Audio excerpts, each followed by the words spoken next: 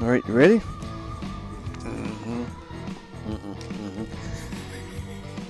Yeah. Oh, I got these. Look at this. You got me an Auburn koozie. You got me a fucking Auburn magazine, which is good. I love this book. I'm gonna have it wore out by the time we get down there. All right. Well, hey, buddy, we're back once again in person. Hey. It's been too long I know. since we've had one of these in-person podcasts. Well, we got to crack one open, you know. Yeah, let's Fans cheers back it up. home. I'll drink to that. Yeah. Wife's like, don't drink too much. I was like, I promise. Then Mike says, we're going to do a double feature. I'm like, what? We better get some more beer. Well, we got 12. Hopefully that gets us through. Yeah, that's good. I'm going to have to call her to drive me home. But 2 podcasts we're going to do back-to-back. The first one, of course, we're a week away from SEC Media Days. Cannot, anticipation is not even a big enough word for what we got going on. It's not. And you think it's not like we just talk about this on the show. We're fans. We're diehard SEC fans, and this is.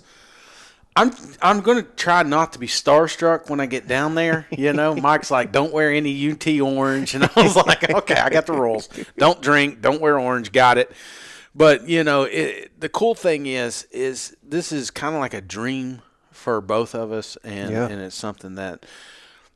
And that's why we're doing this. We want the content to be behind the scenes because not everybody gets the opportunity to do SEC Media Days, So I can't believe they're letting us. they clearly do not subscribe, but just kidding. But we just want to get that to the listeners so that they can kind of get the same feel that we have behind the scenes, Right, and, I'm sure we picked up a ton of new listeners since we started, but for those that don't know the journey, that's the only reason we're doing this. Yeah. Because we don't, all due respect to SEC Network and Paul Feinbaum and ESPN and all the great shows out there, I never, and I still to this day don't think there's a show that covers the SEC in its entirety like it deserves. And that's what I appreciate about our fans, Shane. I mean, South Carolina, Missouri, A&M, Arkansas, Tennessee, Florida, LSU. You say one damn bad thing about anybody, we got to hear it for about 5 days in a row. Absolutely. And, hey, I'd have it no other way, man, because these people are passionate, and they want their teams covered, and they want them covered right, and they deserve that. And that's why the show, I think, is as popular as it is. Well, we made the show for ourselves. Right. There was a lot of times I'm driving home, and I'm a podcast guy. I think about them old timers listening to Paul Harvey, on the way home. Podcast is like that version now for me, and I love sports. But like you said, you get on some of these shows and they drift, and they don't get to the content I want, especially during the football season. If you are just now catching on. It's really nice what we do during the week, breaking down press clippings. So you don't have to look all over the internet. You don't have to get on Twitters and all that stuff and figure out what happened this weekend. Or if something hard-hitting analysis comes out or breaking news, we jump on. We're going to get it to you so you have something to listen to. And I think that's why we did it, was there was no show that captured what we wanted to. And it's really grown, man. I think about the first time, I ain't gonna lie, there was like 6 listeners or something, and half of them were family, and Mike's like, I was under a gazebo, I was smoking cigarettes at the time, drinking beer, we were just cutting up. We were just having a normal phone conversation. Yeah. And to go from that to here we are going to be down here with the big boys talking college football. It's a dream come true. So, and we couldn't do it without the listeners. Seriously, if it weren't for the fan support, there's no way this would have happened. So I appreciate everybody going out there and doing the 5-star likes, spreading the word, retweeting the shows, all the YouTube subscribers. I mean, that's blowing up. Absolutely. So now we got a little bit of advertising so we can afford the beer. So, this show is actually kind of breaking even now. Exactly, Shane. And again, one of my favorite shows of the year, SEC quarterback rankings. And we do them a little bit different than everybody. It's very easy to put out a list of who did well last year. Here's how they look going into the year. We try to project where these quarterbacks will rank by the end of the upcoming season. Yeah. So a little bit different. Some fans are going to be pretty mad. They're not going to read the fine print when I put out the graphic, So can we repeat that one more time? Just right. So we are not ranking the quarterbacks. No, we aren't doing anything. You're ranking the quarterbacks. I am not doing anything, but yes. All right, correction. I am ranking the quarterbacks where I think they will rank by the end of the upcoming season. Not necessarily the order that I would take them in tomorrow to win a football game because – hey, players get better. Yeah. Players, unfortunately, regress. Yeah. Some players, I don't like the new coach. I don't like the new fit in the offense. So many different things. So 1 through 14, and I got to be honest, I've not shared this list with you, Shane. Yeah. No. This is the first time we've ever done this where I really do think we've got 14 solid quarterbacks in the SEC. I got to be honest with you, sometimes – at the bottom, it's like, well, Joey Gatewood, he could break it. No, not this year. We got 14 quality guys here. How many times do we do that? We're like, I don't even know if this guy's going to be playing week 3, Exactly. So I do like the quarterback list. I think we've got a special crop of talent in the SEC this year. Mm-hmm. I think a lot of that is going to the next level. There's already, we're hearing the rumor mills fired up. But I just want clarity on the list here.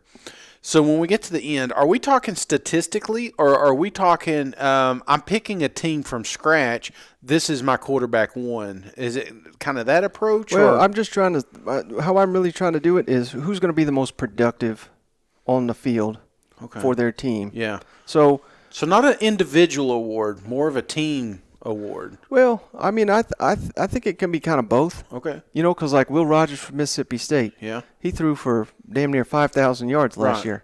But as good as he is, no one would take him over Bryce Young. Yeah. He threw him for more yards over Bryce Young. Yeah. So we can't just go off stats. I got you. And the only reason I'm saying that is because when I'm thinking quarterbacks at the end of the year and I'm doing a list, I'm thinking, you ever do that like setting on Madden when you just you pick like a draft, like a fantasy draft, if you will, and you say, okay, I've got to pick a quarterback from the SEC. I want this guy. So that's how I view top quarterbacks is who I would want on my roster starting. Like if I had the first pick of the NFL draft, this is the quarterback I want to franchise. Right. Yeah, well, I don't want to give away Okay. the next pod, but yeah, so this list will kind of lead into how well I think these teams are going to do this year, if that makes sense. Okay, fantastic. Because you can't win without a good quarterback. Yeah, we're going to need some more beer on this one. Huh? And again, that's that SEC Mike.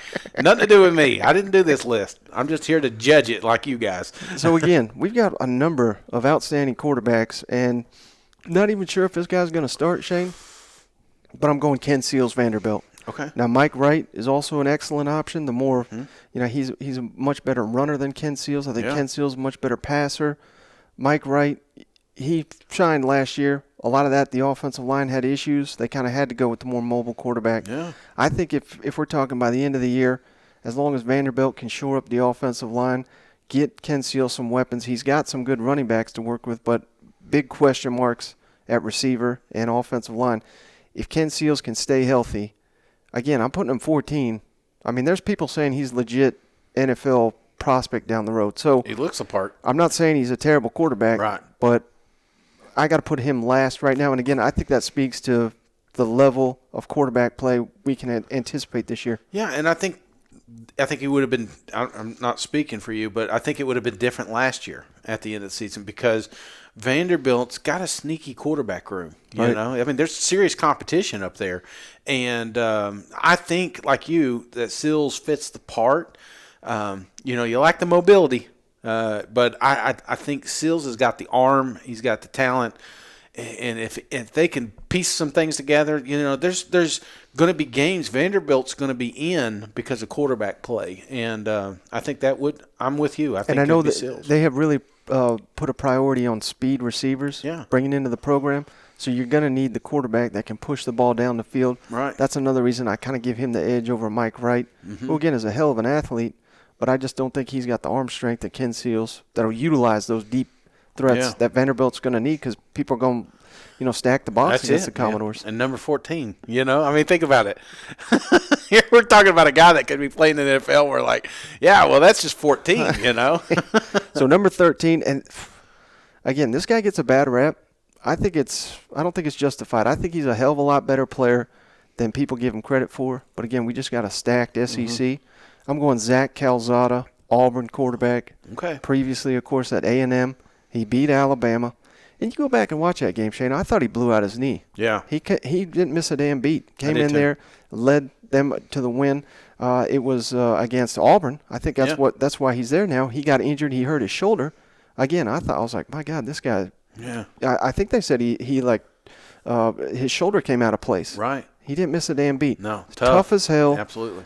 Things obviously didn't go their way at A&M. He made some mistakes. First time on the field, that's going to happen. But the fact that he was not 100% for spring and he's still essentially the starting quarterback, I think that gives you an idea of the faith that Auburn staff has in Zach Calzada. Yeah. And I think he's going to be, all due respect to our man Tank Finley, I think he's an upgrade over Tank Finley. Oh, without a doubt. And it's funny because, not funny, but it seems like every time he did get hurt, he got better. It's right. like we made the comment, he's like the Hulk. Once he got banged up and we thought he was out for the season, he came back and was not only productive, but he was better, So I don't know what they were shooting up with him in the locker room there, but keep doing that. And one thing that I like about Calzada is, situation. Texas A&M, Calzada was not supposed to be the guy. He was the backup, and he wasn't the same. And we talked about the scheme had to change because of him, and so did the route running, so did the play calling. And it's just, I don't know. I think he was a victim of circumstances last year and didn't get a fair shake, if you will. I think with a full offseason here with Auburn, they went out and got him for a reason. They want him to be the guy, and if they keep catering toward that and letting this offense, I think we see a better quarterback this year because he's not playing behind the 8 ball anymore. Right. All right, number 12, this is a little bit of a projection because we've not seen him a ton. He played in the bowl game. He played sparingly last year. But I'm going Missouri quarterback Brady Cook, who, again, we don't even know if he's going to be the starter. Tyler Macon, they got down there. They added a transfer, Jack Abram from Mississippi State. So it's going to be a little bit of a competition. But I like Brady Cook to win that job. And I think this says a little bit about his weapons with the 5-star freshman Luther Burden, Dominique Lovett, the sophomore sensation, Mookie Cooper, another sophomore player there from Missouri. I think those players are going to step up their game to just help the quarterback out. Missouri was really lacking. I mean, they had Tyler Beatty. Yeah. And they had Tyler Beatty. That's all they had basically on offense last season. So he really needs those receivers to step up. I think they will. Been hearing so much hype with them. They looked great in the spring game. If they can emerge, it's going to make his job way, way easier. And, hell, that's all Drinkwitz does is produce running back. So I think he's going to have the weapons around him. It's a running back machine in Mizzou and anywhere that Eli goes. So I don't think that goes too far. But the problem is they found themselves a little too one-dimensional, and I think it cost them a lot of games last year. And I don't think that's the case this year. I don't think Eli wants to get in that pigeonholed, if you will. So you do that by bringing in a young quarterback. How many games in is there a chance week 1 we see him out there on the field? I mean, I know that's asking a lot, but I'm looking at, do you have their schedule? So let's You got the magazine right there, but I just got the magazine. Okay. For the listeners, I did not get one of these Athlon books until this week. Mike gets me one. Until about 5 minutes ago. and he's like, do I have the book memorized? And he didn't even give me a Tennessee one. He got me an Auburn one, as much as I've given Auburn a hard time. All right, here's the Missouri. Yeah, so right out the gate, I mean, there's no cupcakes here for Missouri. Louisiana Tech. Okay. They should beat them. But it's a solid program. And then next at Kansas State. So there's not going to be any time to be getting a young guy up to speed. That'll come week 3 with Abilene Christian. But by then, it's kind of too late. And then you got at Auburn and Georgia, Florida. I mean, you have got to be up to speed. Let me ask you on this front, because the way you're judging your quarterbacks is the way they're playing at the end of this season. So do you think this is best case scenario where he's a 12th best quarterback in the SEC? Or do you see, is this more like an asterisk by his name?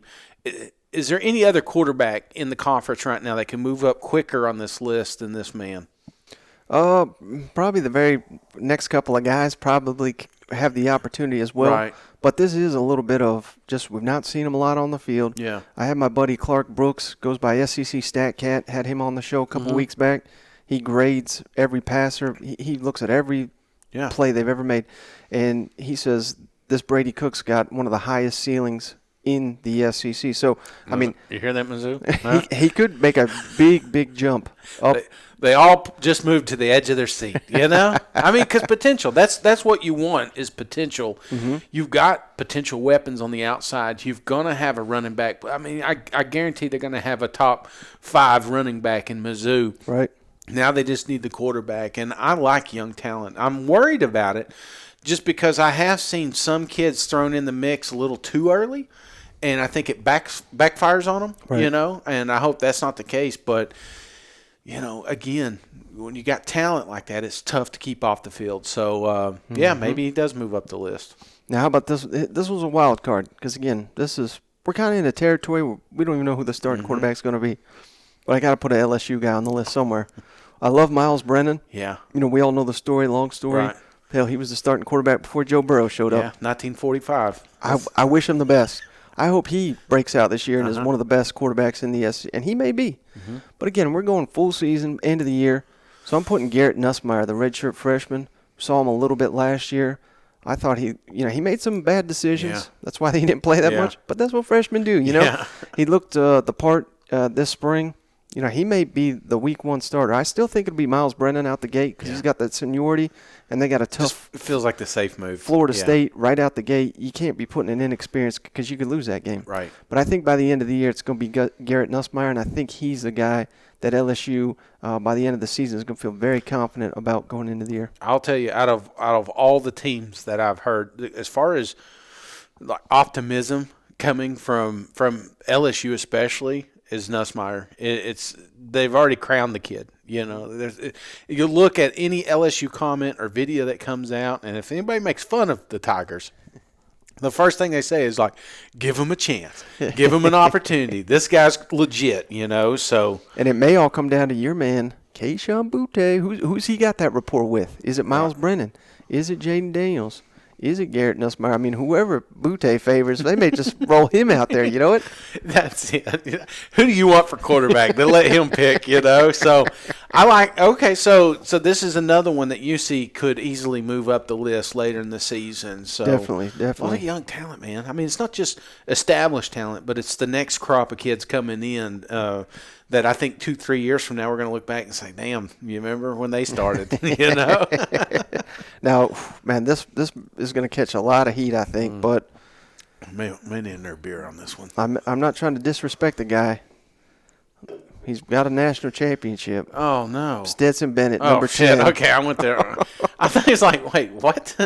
Stetson Bennett, I got him number 10. That's kind of bad, Mike. And again, we are just loaded with quarterbacks here in the SEC. I can hear Georgia fans typing right now. Listen to this. Hey, Stetson Bennett, hell of a story. Just Yeah. led him to the national championship. I hope he does it again, Shane. Yeah. But I just don't see it. I don't see him leading the charge. You know, he's going to need players to step up all around. I know they got the best tight end room in the country. Mm-hmm. All they do is develop elite linemen and running backs down there. So he's going to have some help. He's going to be a solid player at the end of the year. But are you telling me right now, this is something you said even. Huh? Wait, what? Would Kentucky, if we could do Oh, trades I in got the you. SEC, Yes. would Yeah. Mark Stoops pick up the phone and say, "Hey Kirby, I'll trade you Stetson Bennett for Will Levis straight Yeah. up"? Would Mark Stoops make that call? No. Hell no, he wouldn't make that call. So, I mean, I'm trying to be as fair as I can. I think Yeah. Stetson is a good quarterback. I just don't think he's elite.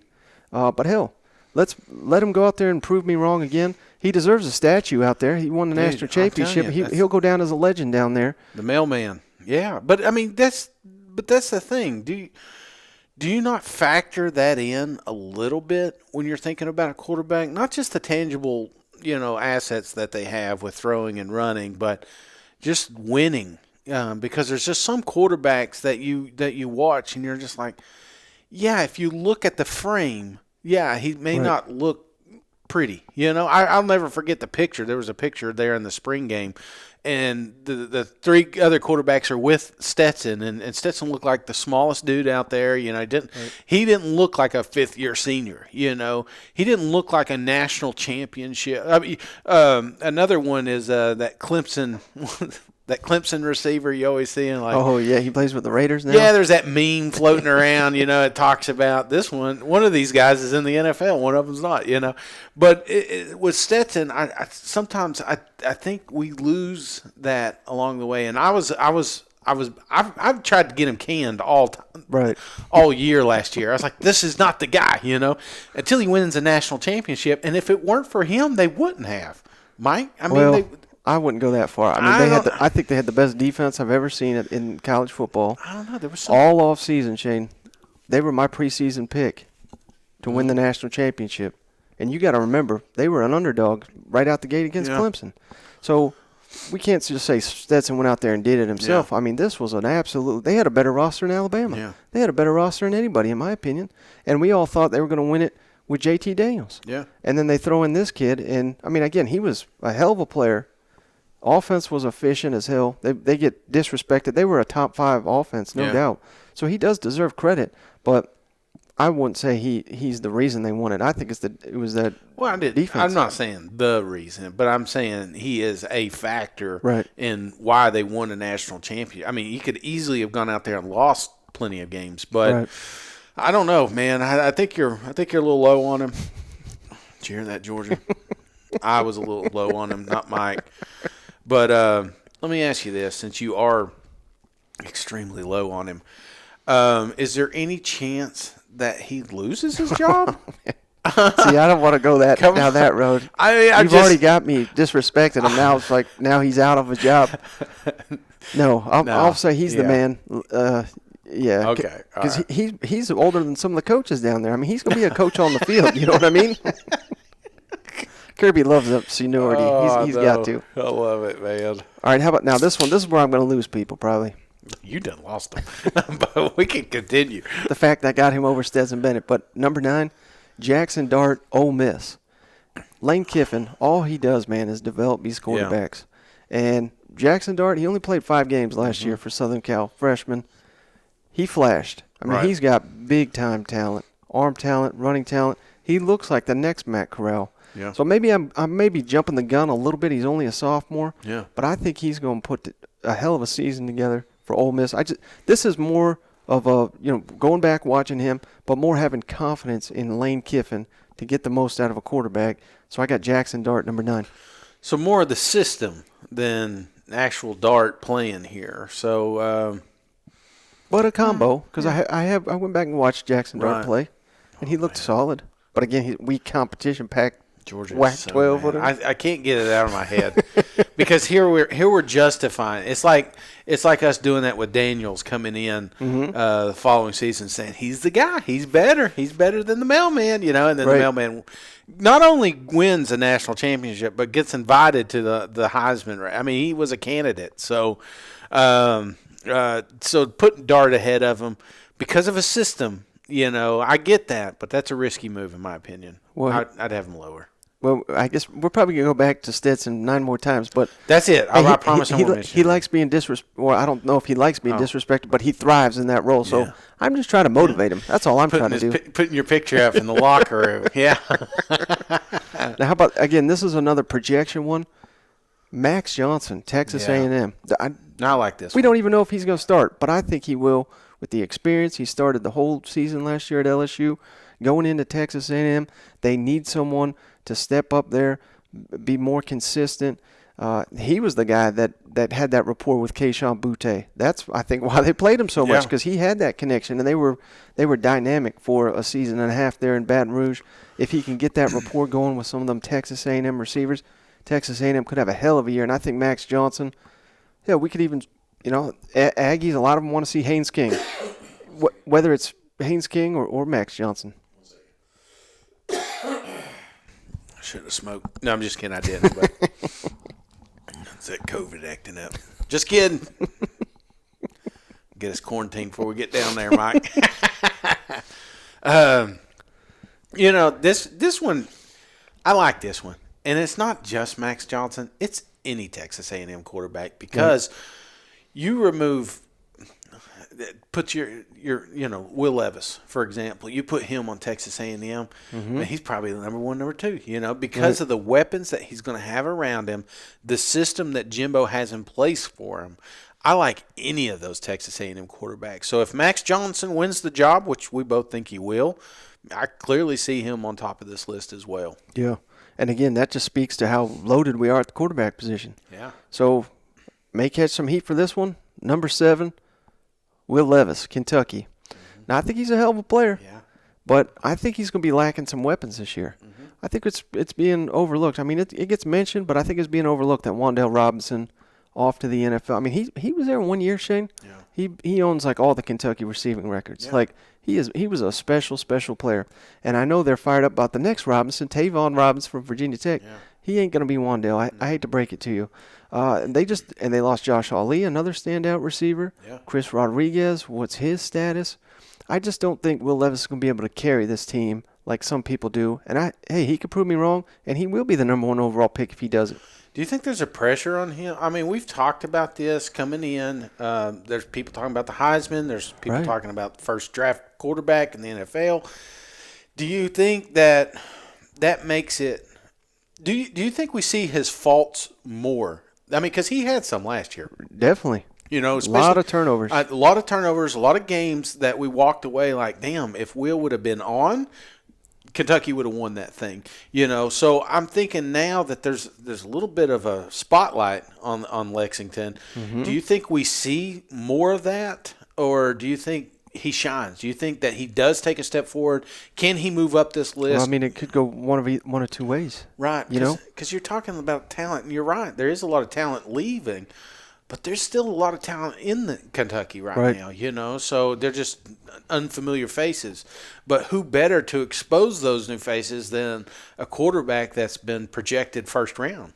And I read a really interesting article a couple months back about Spencer Rattler because this time last year he was the poster boy for NIL. He got all this money, all this hype, and I think it got to his head. And he wasn't the same player. Now, he wasn't terrible, but he wasn't the same player. Yeah. He didn't win the Heisman, obviously.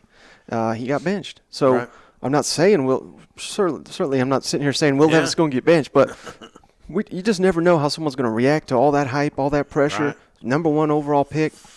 I'm not buying that. Yeah. I think he's a hell of a player, but number 7 quarterback in the SEC in my books by the end of the year. You don't have to eat bananas anymore. You know what I'm saying? They're paying him well up there. He'll be all right, but he's still got a lot of pressure on him. That fan base is expecting a lot. Right. I mean, it's a pressure cooker up there. Can you imagine that? 10 wins isn't enough for Kentucky anymore. It was a disappointment last year. They won 10 damn games, you know what? This is the year they want to win the East, man. You know what I'm saying? Right. Georgia or bust. So, I don't know. You do that with your quarterback. There's a lot of pressure, but, sometimes it helps. I've seen many quarterbacks come in with that extra pressure, and it does seem like they shine the following season. They take it a little bit more serious in the offseason. I joked about the banana. Maybe we don't see those type of videos anymore. It's he's there to do a job. Mm-hmm. And if he does that, that will help the players that are around him, and then some of these new faces you haven't seen in a while or haven't ever seen, I think it starts to shine, and all starts with Will Levis. So I think he's a good quarterback. I think he's a really good quarterback, and quickly can move up this list at the end of the year. Now, speaking of Spencer Rattler, that's where I got him, number 6, South Carolina. I think he's going to explode. Again, I think, had some issues last season, but hell, won every damn start. People act like he was complete garbage last year. He didn't lose a game last year. Yeah. He's a hell of a talent.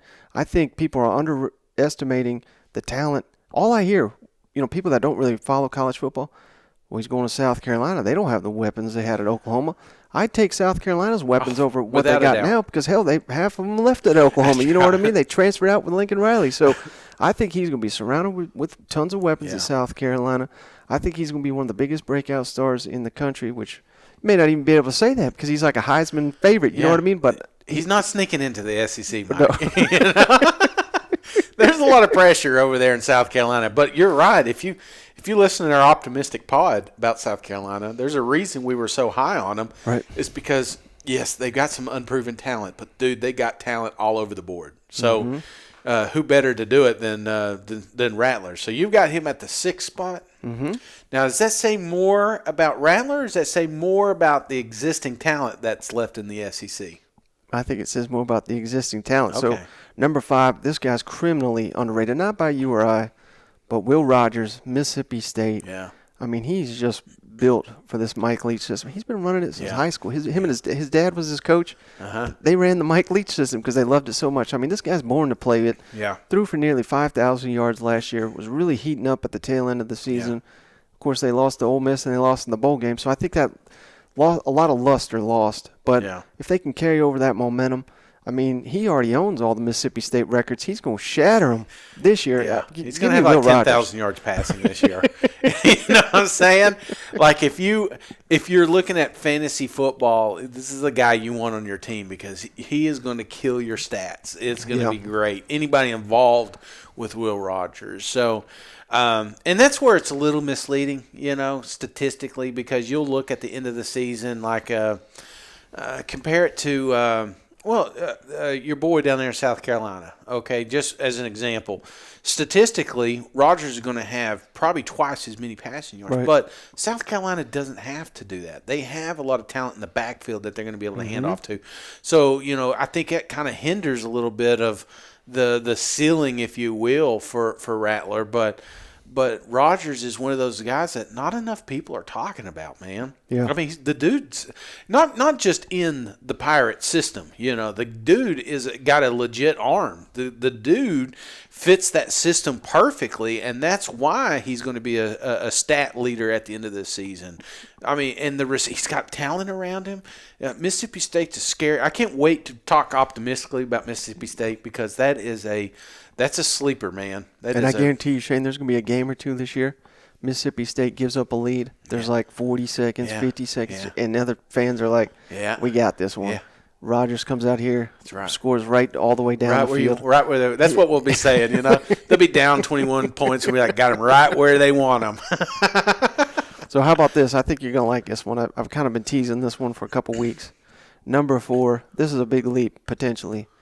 Anthony Richardson, Florida. Yeah. I think he's going to explode this year. All the talent in the world. Yeah. I'm a little concerned because I know Florida fans hate this guy at the moment, but Dan Mullen was a hell of a quarterback developer. Right. Now, he didn't get it done with Emory Jones, so I understand all the reasons Dan Mullen's got to go. But hopefully, you know, that we didn't lose some development there. Billy Napier and company have been singing this guy's praises. Yeah. He looked like $1 million in the spring. I think he's going to carry that over to the fall. I think Anthony Richardson is going to be one hell of a player for the Gators this year. Buddy, they're already talking about him. I mean, they're hanging banners in Gainesville. All we need is some support. I think that's the big one for him. Not so much AR-15's talent, because he is uber talented. He's got plenty of speed. He's got plenty of arm capability. I showed you that video the other day. He threw like 85 yards. Right. Now, it wasn't incomplete, but it was 85 yards. You know what I'm saying? Whoa, they got to catch you. It's like, how many times would you have to stop on an 85-yard run? You know what I'm saying? Like me, I would need at least 2 or 3 stops along the way. He's just launching it. So the kid's got a hell of an arm. He is. If you're building a quarterback, he fits the mold. Yeah. And people talk about first-round picks, first quarterback selected. He keeps getting brought up just because he fits the mold. Now, I think the next step is important, but that's going to require more support down there in Gainesville than just him. The offensive line, getting him that protection. Wide receivers, who steps up, tight ends. You know, I mean, it's going to require a team effort. But if there is some of that step up around him, I think we look back and say, you know, AR-15 is the top quarterback in the SEC. Yeah, that fly was bugging me too. Yeah, what's up with that? You got fruit out here or something? Now, man, this is a true coin toss, 2 and 3. I mean, you could probably guess who it is, but number 3, this is going to piss off about half our listeners here. Hendon Hooker. Yeah. I got him number 3. And you could easily make the argument he's number 2. Well, I think honestly, the listeners are upset Hooker's this high on your list, in my opinion. Yeah. Putting him above a national championship quarterback, even though I said I wasn't going to mention him again, and AR-15. Yeah. Yeah, maybe Rattler. I'm sure some South Carolina fans are going to be upset. Rogers maybe even, but because they'll throw the stats out. But, go ahead and tell us why Hooker's this high on your list, and let me drink some more beer, and then I'll agree with you. Just the way he was playing the second half of the season, going into year 2 in the Josh Heupel system, bringing back 4 or 5 on the offensive line, bringing back 2 of the top 3 rushers, bringing back his star receiver Cedric Tillman. They added via the transfer portal to help that receiving core, bringing back all their tight ends. I mean, there is a lot to like about Hendon Hooker, which you could even arguably say he deserves to be higher. Yeah. But, there was some miscues made. He didn't win him the Pitt game. He came in late, but he did throw a critical interception. Yeah. A little bit got out. I don't want to say out-dueled against Ole Miss, but he got injured in that game. He's one that's been kind of injured. He didn't. How about this stat from Adam Sparks? I think I've mentioned it before. 186 rushes for Hendon Hooker last year. 0 slides. He's got to get smarter on the field. Tough as nails. That's why. You want him to be tough, but you want him to finish the damn game. Had he finished the game, they may beat Ole Miss. You know what I mean? So there's things that got to be tightened up. I thought in the bowl game, I know he had a hell of a game, but a lot of miscues. Misfires, I guess, a little bit more accurate. He needs to be a little bit more accurate with the downfield ball. Mm-hmm. If he can do that, Tennessee's got the potential to have the best offense in the SEC. For sure. I just think that the 2 guys I got above him, I'm like, it's hard to put them anywhere other than that. Yeah, because the argument that I have with some of those other quarterbacks is unproven. Hooker's done it, and he's done it in different aspects with his legs and with his arm. He really surprised me. I mean, he surprised a lot of Vol fans. A lot of people. This time last year, Joe Milton was all anybody want to talk Milton's about. Milton's going to be the guy. He's got the hell of an arm. And we all bought into it. And then, here you get a backup. And again, this is kind of like some old shows that we talk about. Some kids play better than they do practicing, and maybe that was the case because when he went out there, he's just a gamer. He found ways to win. He found ways to keep drives alive, and that's a stat that people don't talk about near enough. And there was a lot of times Tennessee, there's no end in sight. They're out, man. We're going to be punting. Here we go, 3-9. We can't do that in this type of. And then next thing you know, he finds a way to get 15 yards, whether it's through scamper or throw. So. If he builds off that with the talent around him, I think he could easily be one of the top quarterbacks in this thing. So, but I'll say the same thing about him I said about Will Levis.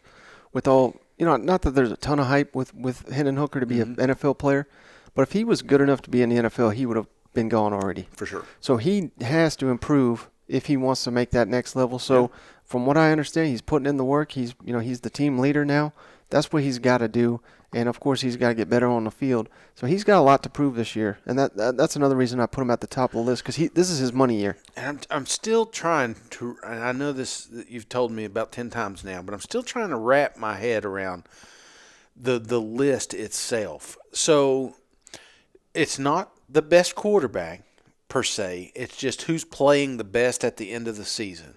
Well, it's basically by the end of the year. Maybe that's the best way to explain it. By the end of the year, if we did a fantasy draft of quarterbacks in the SEC, this is the order I'm doing. Yeah. Not going into the year. Okay.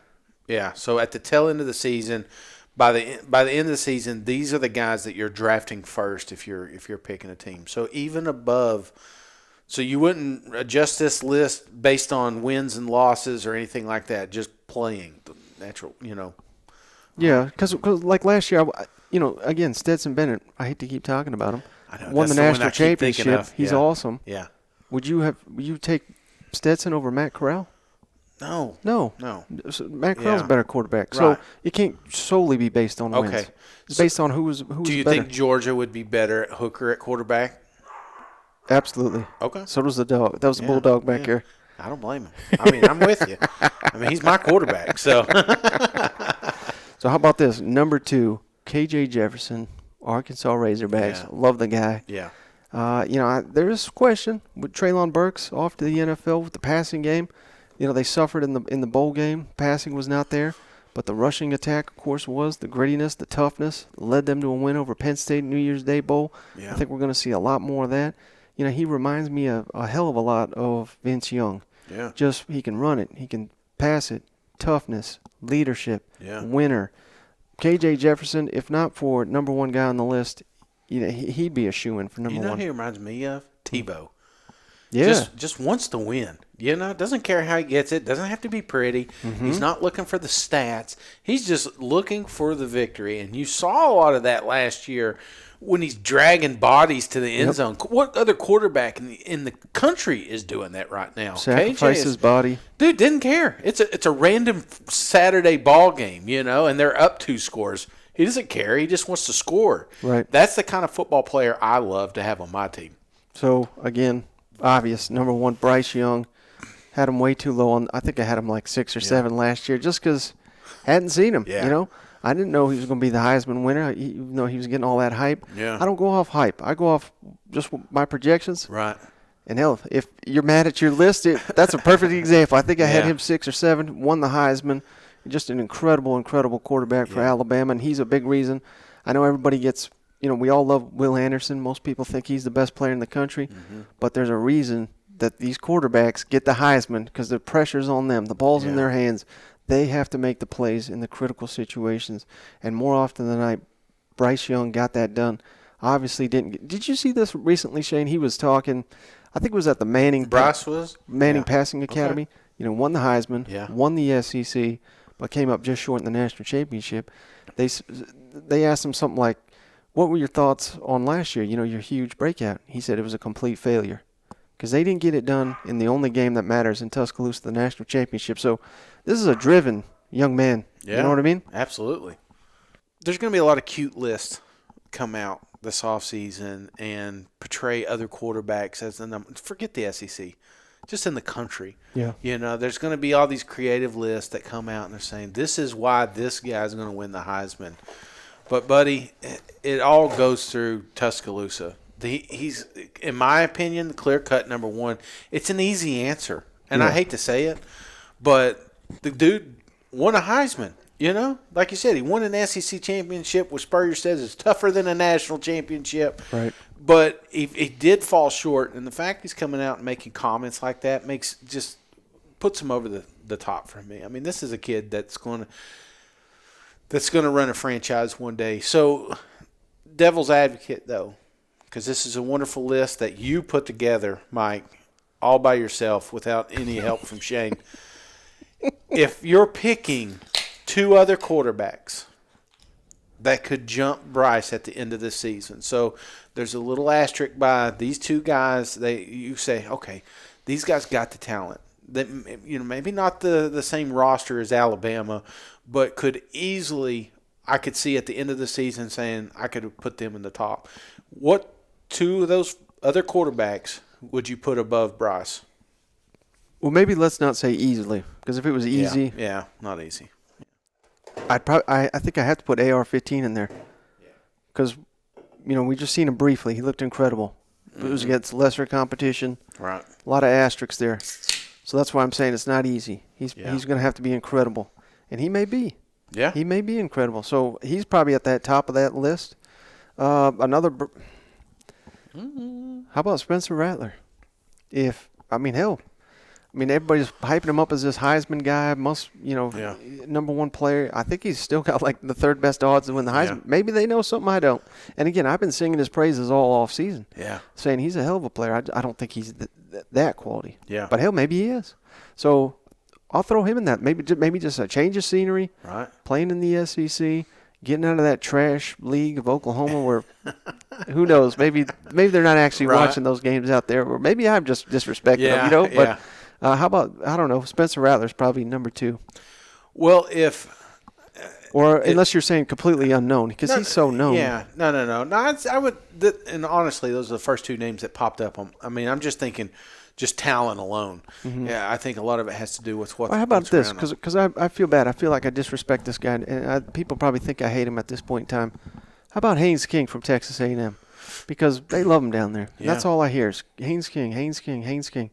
Now, we've only seen him play like 2 games, and one of them he threw multiple interceptions. Jimbo, every opportunity he has, says, well, this one was on the receiver. Yeah. This one was a drop.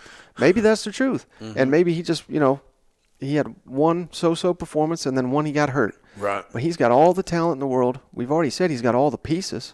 He might be the missing link. So maybe we can throw Haynes King into that conversation. Okay. I think that may be asking too much for a guy to just step in and be like this dominant player. Right. But maybe that's him. Yeah. Okay. Hey. He agrees. He agrees. No, he's still mad about Stetson.